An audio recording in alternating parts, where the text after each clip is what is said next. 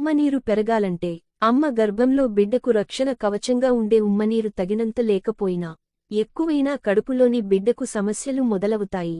నెలలు నిండుతున్న కొద్దీ చాలా మందిలో ఉమ్మనీరు తగ్గడం చూస్తుంటాం. గర్భిణుల్లో ఉమ్మనీరు తగ్గితే చాలా ప్రమాదం, శిశువు కదిలేందుకు ఇబ్బంది అవుతుంది. ఇలా కాకుండా ఉండాలంటే ఏం చేయాలో ఇప్పుడు తెలుసుకుందాం. ఉమ్మనీరు స్థాయులను పెంచాలంటే తగినన్ని నీళ్లు తాగాలి. పండ్ల రసాలు ఎక్కువగా తీసుకోవాలి. వీటితో వేగంగా ఉమ్మనీరు ఉత్పత్తి అవుతుంది. నీరు అధికంగా ఉండే దోసకాయలు, పాలకూర, బ్రకోలీ, టమాటా, కాలీఫ్లవర్, క్యారెట్ వంటివి తినాలి. వీటితో శరీరానికి సరిపడా నీరు సమృద్ధిగా అందుతుంది. పుచ్చకాయ, ద్రాక్ష, దానిమ్మ, స్ట్రాబెర్రీ లాంటి పండ్లలో నీరు అధికంగా ఉంటుంది. వీటిని ఎక్కువగా తీసుకోవాలి. కొబ్బరి నీళ్లు రోగనిరోధక శక్తిని పెంచుతాయి.